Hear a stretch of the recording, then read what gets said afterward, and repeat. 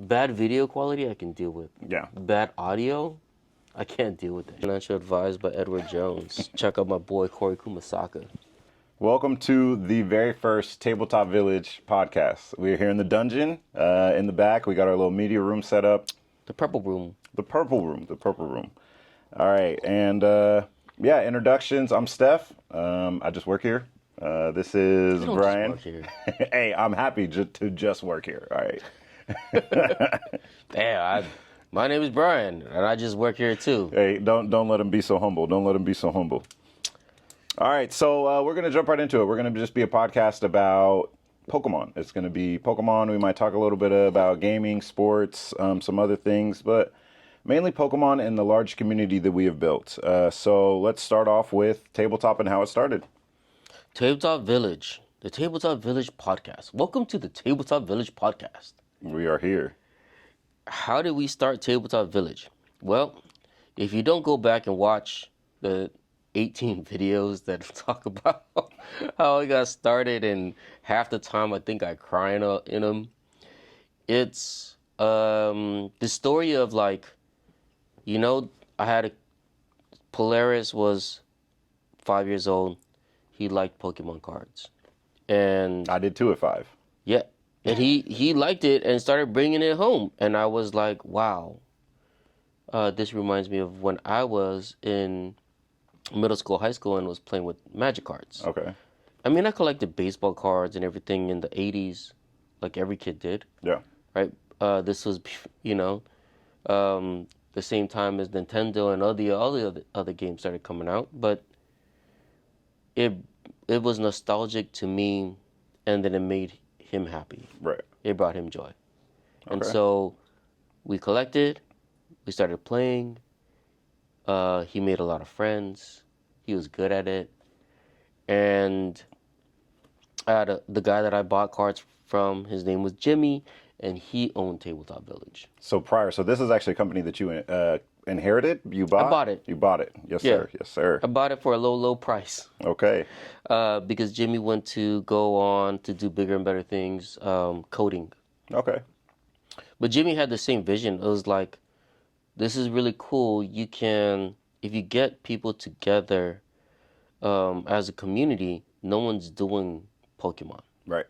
In our area, we live in Seattle, Washington. It is predominantly Magic, predominantly Yu-Gi-Oh! A lot of the shops around here have either little to no Pokemon singles to really provide for the community, right? And that's something that Jimmy was doing out of his backpack, out of his trunk. Yeah, out of his trunk. Of his Literally. car.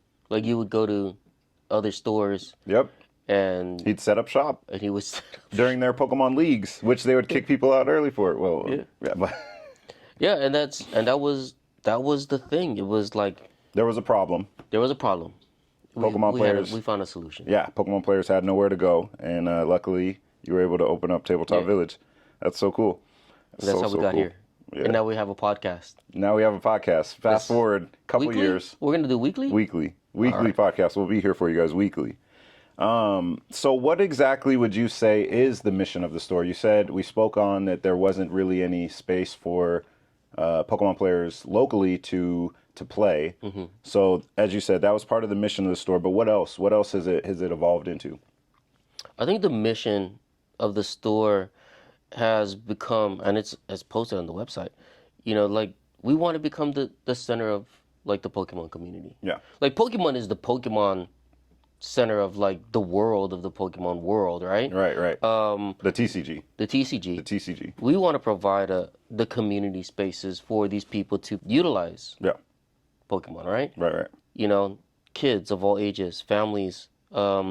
This is where you can come to, and if we had a store in every state or in every country or in every city, you could go, just like you can go at Starbucks, sit down and enjoy a game of Pokemon. Yep.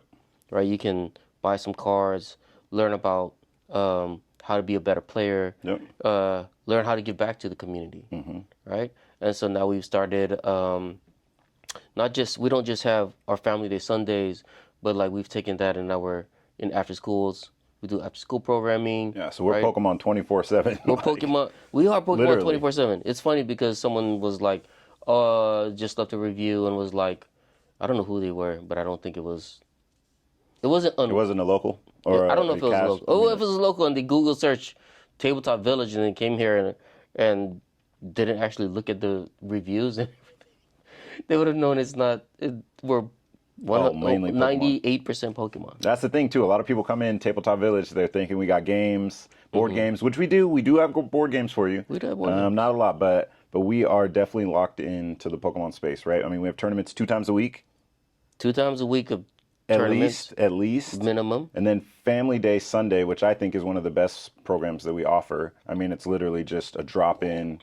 You can learn to play. We have different Pokemon activities, Pokemon Bingo, Pokemon Jeopardy, all curated just for fun, right? Just for fun. Just for fun, and also to learn Free. the game, and it's free. It's free. I mean, how many places can you really go to that aren't charging for table space, aren't charging for whatever, right? Yeah. Like, and it's cool, and people get engaged. The kids get engaged. Like, we have a person, Owen, who curates it, and it's probably one of the coolest things, I think. Yeah. I know my mom, she works, she's a mail carrier, and she tells all the people about it. A couple of her coworkers have come in, brought their kids in, right? It's like, Because it's a lot of fun. it is. It's a fun day. And also, one thing that I've noticed too that it's helped, like us having that community building, right? Is I know a couple of parents who play with their kids now, play Pokemon with their kids, right? And they're like, it's actually something that they can connect with them on. Yes. You know what I'm saying? And not feel like their kids are actually happy that they're playing with them. Like, it's insane. It was so cool. Yeah. So that's the mission, right? It's like provide people with happiness and joy through the utilization of Pokemon. Yep. Something they already love. Yeah. And then giving them a better understanding of it, for sure. Yeah. For sure. Yeah. Right in front of us, we have Stellar Crown. This is actually the newest set. We can't talk about Pokemon without talking about the competitive part of it. And I think this set actually brings us a couple of really good cards, a couple of really interesting cards. Yeah. So one thing I want to touch on is obviously the Noctowl that comes in this set. Do you think it'll replace Pidgey, or do you think it's played alongside Pidgey? That's a hard question. I don't know. That's kind of tough. That's kind of tough. I'm going to let you search for two trainers, right? If you came to this podcast and was like, oh, I'm going to find everything about this thing, and I'm like, yes, this Noctowl is hella good. It's very good. Does it replace Pidgey? It could, but why don't you just play it with Pidgey? Yeah. Because then you can just find it, and then you can grab 2 cards. Yeah, 2 that you need. And then on some terms, you're just going to grab 3 cards. Yep. Which is insane. That's nuts. Yeah. I mean, it's an effect that's on Arceus, which was super strong, and that's once per game. Yeah. And then next turn, I'm going to pick that thing up and do it again. Yep. You can. Yeah. Completely possible. It's Inteleon all over again. Yep. And not everybody knows, not everybody knows, wasn't even playing that, but if you were like, oh, what is this like? So there was an Inteleon let you grab pretty much any 2 trainers. Yep, from your deck. Mm-hmm. And that deck got played a lot. So that engine. The engine was, and it even was its good. own deck, pretty much. It was its own deck with what? Who was the main attacker in that Liminal deck? I think it was the Charizard. Yeah. So I mean, these things are completely possible. This is another one of those types of cards that it's so powerful that we will see it in a lot of decks, and there is precedence in other decks and in the past in which something with this kind of like ability has like taken over the game by storm. Right? Yeah. So it becomes a major staple. I mean, these search cards, right? It's Luminion. It's what's the Tapu Lele? Yeah. Like, it's all those cards. Yeah, and that's why it's like it's good to talk about. You know, a lot of times people say like, "Oh, this card is gonna be great," and it was great. It's gonna be super good, but they don't give like history to the context of we know we've seen it. We've seen it before. Yeah, we've seen it before. Yep. So the new players be like, trust us, like pick up a set. Yes. We have them online. They're like only $1 a piece right now. And it comes in the ETB. It comes in the ETB. An amazing art rare version. Amazing art rare. Get 2 of them. Yeah, you'll need it. Yeah, and they're on sale for like $45. Yeah, I think so. Yeah, right now pre-sales are up for this and Surging Sparks. So be sure to check out our website. So more on the competitive part. That was just a quick question. Obviously, we had to address the Stellar Crown on the table. this year, for anybody who plays competitively or wants to get into the game competitively, it's a lot harder to get into Worlds. Super hard. Not okay. The people who have already been getting in, Yeah. and they're already the top 100 players who got into Worlds, they're gonna keep getting into Worlds, right? They play enough, they practice enough, they try hard enough. I understand. I would assume they will already get into Worlds. Now, if you said, is it harder to get into Worlds now? Yes and no. Do you have to be good? Yes, you have to be good 5 times. Yep. You have to be very good in 5 regionals, plus international championships. Yeah. One of the hardest things is that like that last international championship is gonna change a lot of the positioning. the positioning. Yep. Right. Yep. That will happen, and when I talk about it, and this podcast, which I hope is gonna be primarily for parents, young players. Yep. In the junior and senior division, because we will bring in juniors and seniors to be part of the podcast. Yes, which we have a large community of juniors and seniors we who do did have a very lot. well, even at Yes. Worlds. They're gonna want to know, like, how is it really that hard? Right. Yes and no. Right. Yes, it will be harder. Yeah, everybody's going to be trying a little bit harder. You will have to be a lot cleaner with your play. You have to be a lot cleaner with your play. But yeah, it's going to be, I don't know, I don't want to say it's going to be more cutthroat, because it's amazing for us to see our juniors and seniors play against each other. Yeah. And still just, I mean, at the end of the day, they're friends. Yes. You know what I'm saying? Win or lose, like, Yeah. yeah. And I think that's one of the fears, right? And if we've stated it, if you go back and watch, even in Mellow Magikarp, Kevin, check him out. He's also he has a Clemente. podcast, been like 5 years. Lake of Rage. Lake of Rage, the Lake of Rage podcast, and the parents got on, and a lot of them, that's their concern, right? Okay. Is it just harder? Right. It's also like these kids are friends, They're best right? friends. Really good friends. They Through travel Pokemon. everywhere, And they all met through- like here kind of sort of thing. Yeah. It's cool. through Pokemon. But now when they go to a regional, like, is it become much more difficult? And we'll see. We'll see what happens, right? Like, we'll see them go into. We're all going to Baltimore. Like, most of them are going to Baltimore this year. Yeah. So we'll see.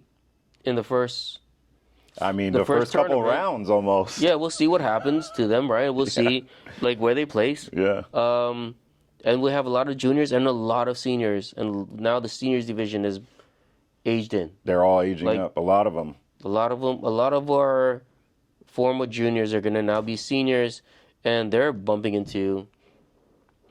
And for those who don't know, right, the way that the competitive structure is, it's from 6 to 13 is our junior division. 6 to 12. 6 to 12. Our senior division is going to be from 13 to 17. Yes. So that's actually really small. That's always interesting for me, because that's a really small percentage of the Pokemon community, right? To have, like, that's a very small number. Like, age gap is why as far.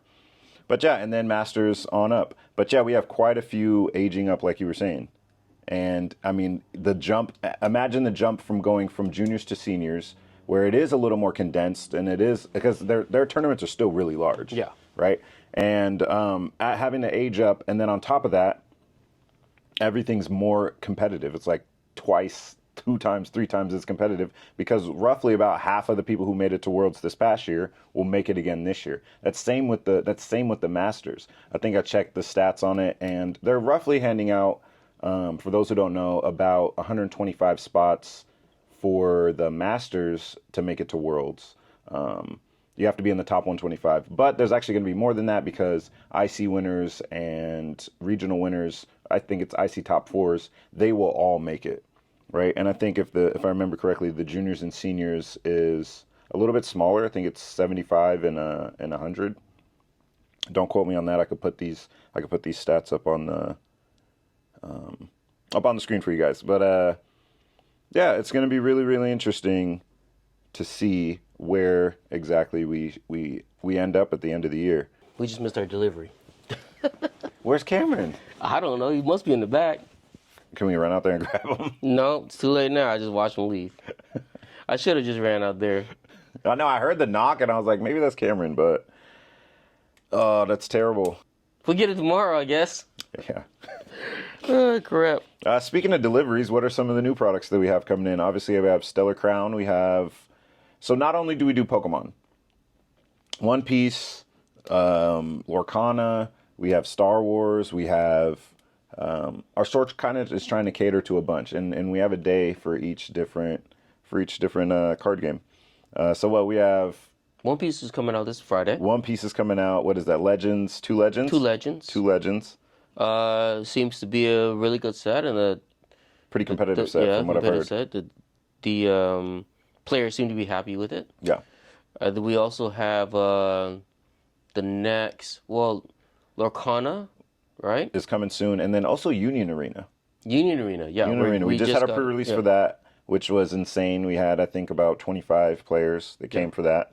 So that was pretty cool for a brand new game. For a brand new game, that's pretty sick. And we hope that it and this again, the games that we choose. I feel like a lot of them are more youthful oriented, right? Yeah. Like we don't tend to jump into the whole Magic scene and the Yu-Gi-Oh scene. That exists in our area. Yeah, like there's plenty of places to go do that. Plenty, with pretty big communities as well.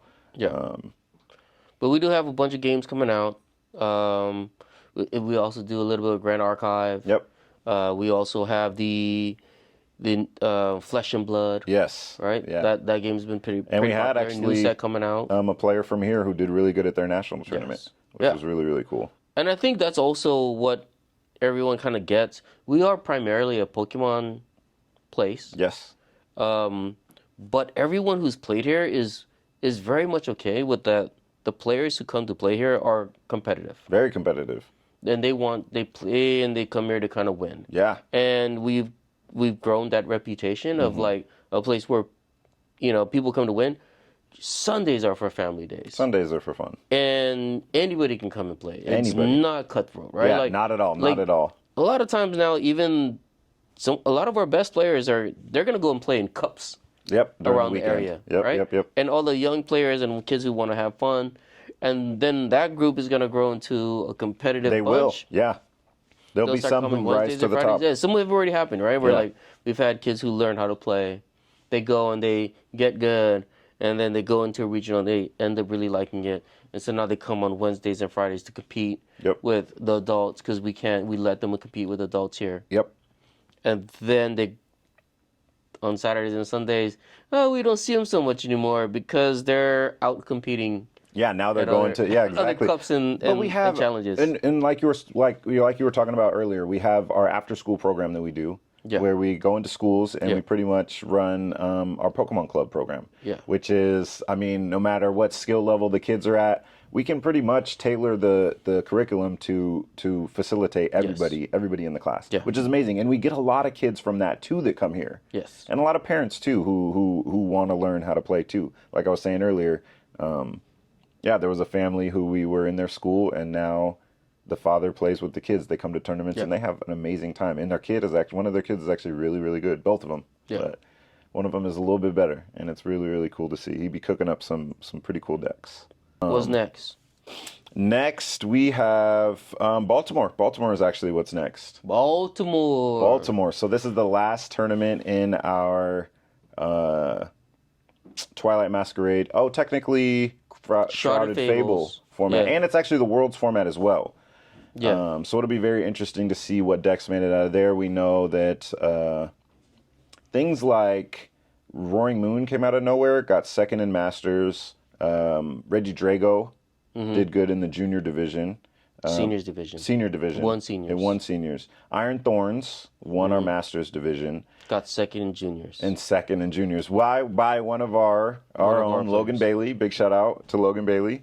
He had a tough matchup, but he played it like a champ, got a win, and world's finalist. Yeah, world's finalist. Could you ever imagine doing that as a kid? You said you collected as a kid, right? And so you played but we played Magic, and we played just Magic with our friends, and we went to a couple local tournaments. Yeah. But that was it. There wasn't the structure of that yet?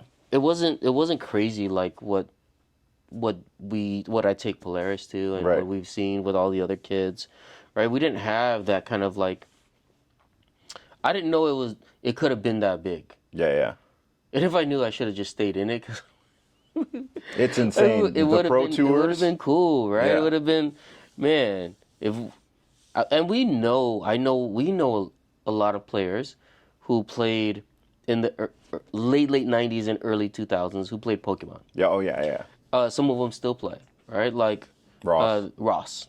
Ross came from the Seattle area, Yep. continues to play, and has made every Worlds invite like since the game started. Yeah. Right?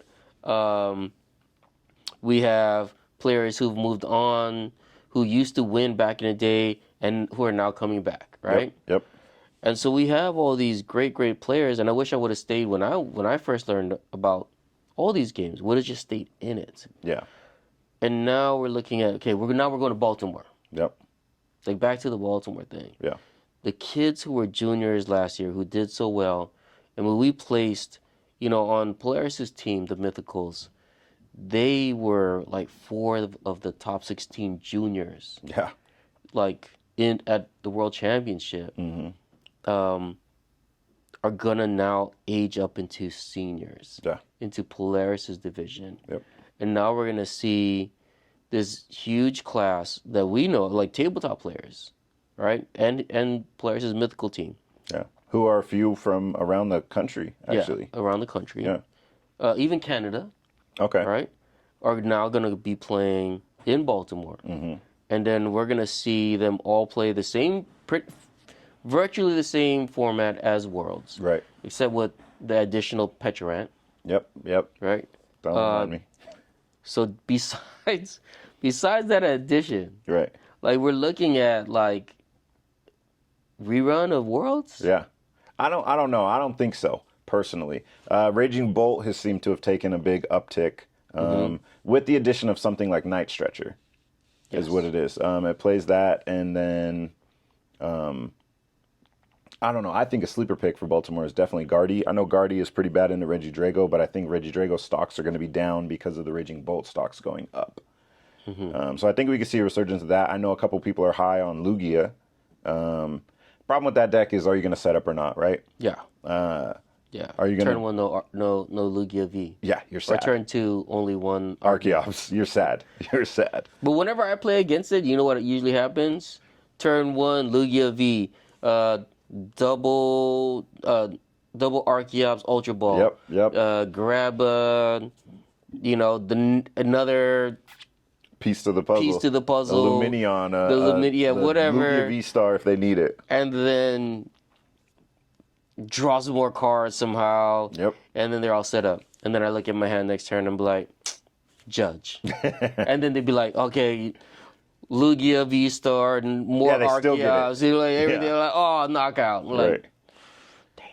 Yeah, that deck's going to be pretty interesting. But yeah, and then I think we might see a resurgence of Charizard a little bit as well. With the addition so of too. Dusclops, just having it able to reach higher numbers organically through it taking damage, it giving up the prizes off the Dusclops, and then obviously doing more damage Yeah. by putting those damage counters 13 or 5, wherever it wants. It hits some actually pretty key numbers. Do you know what I'm most excited about Baltimore? What's that? Is I get to see all my friends after this like huge kind of like being with all these people in Hawaii. Yes. Like for like a whole week and a half. We were there for almost 2 weeks. Yes. Then like leaving them and not seeing them for like a whole month. And then now I get to go back to Baltimore See 'em and all. like see all my friends again. And I feel like this time when we get to go back to Baltimore, we get to spend more time like talking to people and saying what's up to folks. It's not as sweaty. It's not going to be, you're not going to be as locked into the World Championship. It's a little more, I'm going to say more casual, but it's going to be just a lot less, it's going to be toned down, a lot less, not stress, but It's not going to be so stressful, Yeah, right? It's right. like, we're all kind of, you can be, if you're training for Worlds, then you kind of are playing the same decks. Even if you weren't, like you've been playing the same decks for the last couple months or so, and then you're there to see all your folks and friends. I'm excited to see everyone on the East Coast because now we're back in Over there on their like over turf. there on their side. Yep, yep. And we haven't been to Baltimore for a year. Did we go to Baltimore last year? I don't think last year had one. I think it was like 2 years ago. 2 years ago. Yeah. Yeah, we went to Baltimore. So it's, excited to go there more than like worry about the game and like what the gameplay is gonna be and like See your friends, see the community, Yeah. right? And that's the thing Yeah. too, is that our community has grown beyond. Like you might see us at a lot of events wearing these shirts, and we're not all from the Seattle area, No. right? It's actually from like all around the country. Some of us from all around the world. Yeah. That all can link up, and the community just has the same strength, no matter what. No matter, like you said, if you've seen each other for a month or if you've seen each other for like 3 months. Yeah. It's like the same. It's so cool. That It's is really cool. And that's what we're really trying to promote with this tabletop podcast. We want you guys to go out and be a part of your Pokemon community and enjoy the game as much as we do.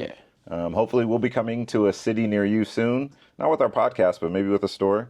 Yeah. And until next time, what up? That would be awesome. That would be awesome, right? Yeah, we should do podcasts all over the country. Well, that would be cool, actually. Head over to do it at. I mean, you were kind of doing that. I was trying to do the outro, but you were doing that in Hawaii. You had a couple of interviews that you did over there. Yeah, we did a couple interviews. Yeah. Blair's did a couple interviews. Yeah, Yeah. it's pretty sick. But yeah, thank you guys for watching, and until next time, peace. Peace.